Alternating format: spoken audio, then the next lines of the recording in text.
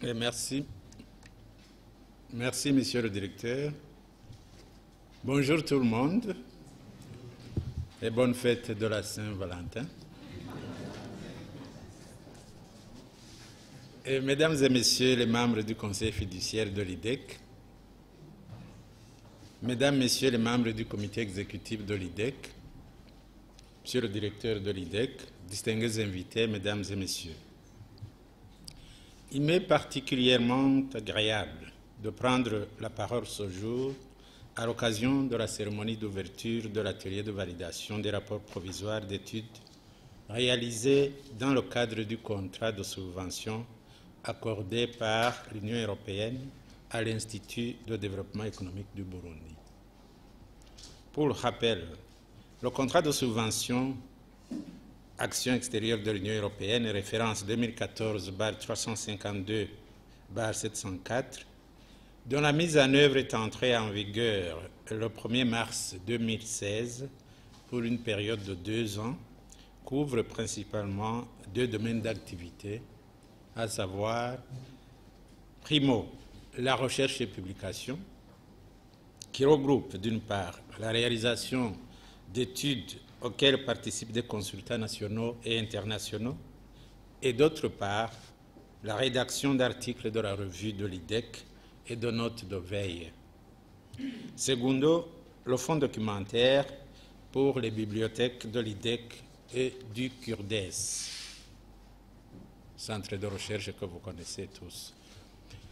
J'apprécie à juste titre cette marque d'intérêt qui a fait que malgré vos lourdes responsabilités, vous avez tenu à honorer ce rendez-vous, ce qui témoigne de l'importance que vous attachez au travail accompli par l'IDEC, un institut de référence en matière de recherche dans le domaine économique et social au Burundi.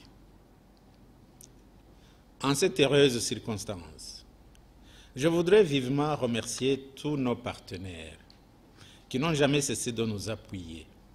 Plus particulièrement, je tiens à dire merci à l'Union européenne qui, sans son appui financier, la réalisation des études serait vouée à l'échec. Qu'il nous soit donc permis de remercier le ministère des Finances, du budget de la privatisation, ainsi que les différents services de l'État pour leurs différentes contributions qui ont abouti à la production des rapports qui sont soumis à votre appréciation dans le cadre de cet atelier. À toute personne qui, de près ou de loin, a contribué à la réalisation de ces études, j'adresse mes sincères remerciements. Distingués invités, mesdames, messieurs, les études qui nous réunissent aujourd'hui s'inscrivent en droite ligne avec le plan d'activité de l'Institut de développement économique, dont l'élaboration a été guidée par 3 éléments principaux. Primo, la prise en considération des thématiques répondant aux besoins exprimés par les partenaires bénéficiaires de l'IDEC. Secondo, les préoccupations par le monde entier du financement de l'après 2015. Et tertio, le cadre de collaboration entre l'IDEC et l'Union européenne dans la conduite des travaux de recherche. Cette démarche répond à la fois aux besoins des partenaires et bénéficiaires, aux préoccupations de la conjoncture de l'économie nationale et aux soucis de l'IDEC d'élargir son champ de partenariat.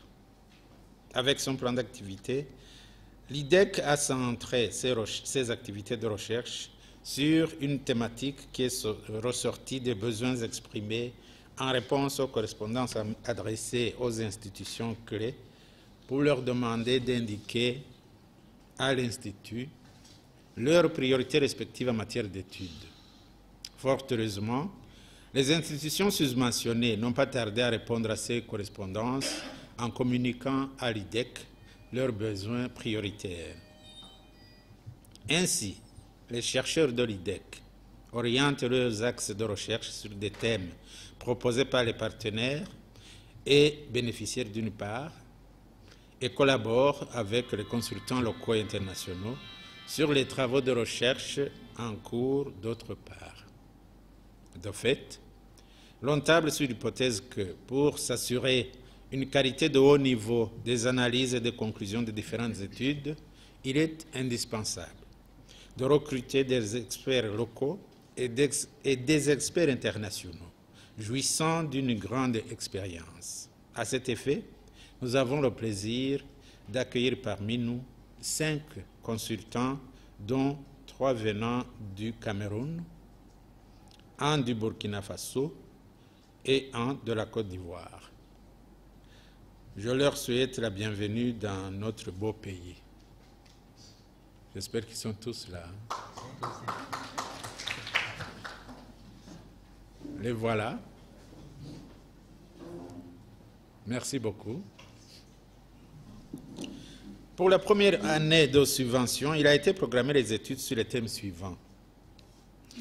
Premièrement, l'analyse de l'impact des avantages du Code des investissements accordés aux investisseurs sur la création d'emplois au Burundi. Deuxièmement, l'état des lieux et stratégies de promotion des partenaires publics-privés et des investissements directs étrangers au Burundi. Troisièmement, l'évaluation du processus d'intégration de la communauté est-africaine à travers le développement des infrastructures. Quatrièmement, les arriérés de la dette de l'État envers le secteur privé et son impact sur l'économie nationale en général et sur la vie des entreprises privées en particulier. Cinquièmement, l'analyse et diagnostic des loyers de l'État et proposition d'une stratégie compatible avec le contexte budgétaire actuel. Et enfin, sixièmement, l'étude sur les mécanismes de gouvernance politique et démocratique. Aujourd'hui, vous aurez examiné les rapports provisoires sur les 5 premiers thèmes, tandis que les résultats de l'étude sur le 6e thème vous seront présentés au mois de mai 2017. Distingués invités, mesdames et messieurs, tel que vous pouvez le voir sur le programme d'activité, le premier thème aborde l'analyse des arriérés de l'État envers le secteur privé et son impact sur l'économie nationale en général et sur la vie des entreprises privées en particulier. Cette étude se voudrait d'aboutir aux résultats suivants. Premièrement, connaître l'ampleur des créances en souffrance des entreprises privées sur l'État et ses démembrements. 2. Identifier les facteurs à l'origine du paiement tardif des créances du secteur privé sur l'État. 3. Présenter des conséquences du paiement tardif des créances du secteur privé sur l'État, sur l'économie nationale et sur la vie des entreprises privées. Et quatrièmement, proposer les pistes de solutions pour l'appurement de ces dettes. Le deuxième thème se propose de mener une analyse et diagnostic des loyers de l'État et proposer une stratégie compatible avec le contexte budgétaire. Cette étude nous amènera aux résultats suivants. Primo, la disponibilité d'une base de données des immeubles d'habitation des ayants droit de l'État. Secondo, la mise en évidence d'un programme d'acquisition des immeubles d'habitation et des immeubles administratifs. Tertio, l'estimation des coûts de fonctionnement de l'acquisition des immeubles. Quarto, la comparaison des avantages et des inconvénients de l'acquisition des immeubles de l'État. Et cinque, une proposition d'un plan de mobilisation des ressources. Le troisième thème traite de l'impact des avantages du Code des investissements accordés aux investisseurs sur la création d'emplois au Burundi. Pour ce faire, l'IDEC souhaite que les experts mettent en évidence les aspects suivants. Premièrement, l'impact des avantages du Code des investissements accordés aux investisseurs sur la création de l'emploi au Burundi. Deuxièmement, la structure des emplois créés. Troisièmement, les difficultés et les limites liées à l'employabilité et à l'insertion socio-professionnelle des jeunes dans l'emploi au Burundi. J'ai d'ailleurs remarqué qu'il y a beaucoup de jeunes ici, ce qui nous fait plaisir. Alors, les auteurs du quatrième thème vont nous entretenir sur l'évaluation du processus d'intégration de la communauté est-africaine à travers le développement des infrastructures. Cette étude vise les résultats suivants. Une base de données sur les infrastructures du Burundi. 2. Un diagnostic sur l'état d'avancement des projets conjoints d'infrastructures. 3. Une proposition des pistes de solutions pour l'amélioration des infrastructures pour le Burundi. Et 4. Une proposition des pistes de financement des infrastructures. Le cinquième thème, qui sera exposé, parle de l'état des lieux des partenaires publics-privés et des investissements directs au Burundi, directs étrangers au Burundi.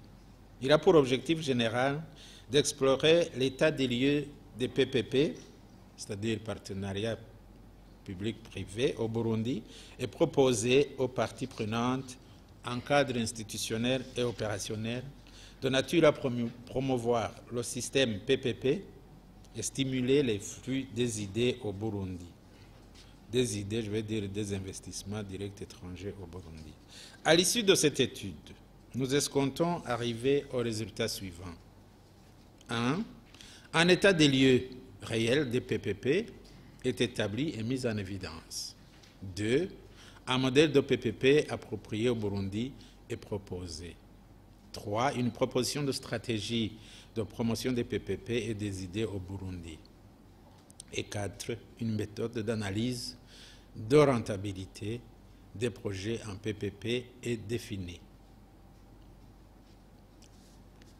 Chers participants, mesdames et messieurs, je m'en voudrais de terminer ma parole sans réitérer mes sincères remerciements aux consultants et aux experts de l'IDEC pour ce travail laborieux abattu dans un temps record et d'intenses activités.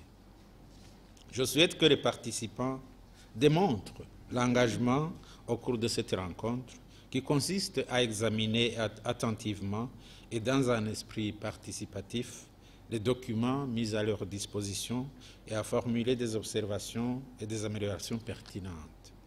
Je reste persuadé qu'ils ont des atouts individuels et collectifs pour y parvenir. Je voudrais, pour terminer, émettre le vœu que les travaux du présent atelier soient couronnés de succès et que la qualité de l'extrait soit à la hauteur des attentes. C'est sur ce mot que je déclare ouvert l'atelier de validation des rapports provisoires d'études. Je vous remercie de votre bienveillante attention.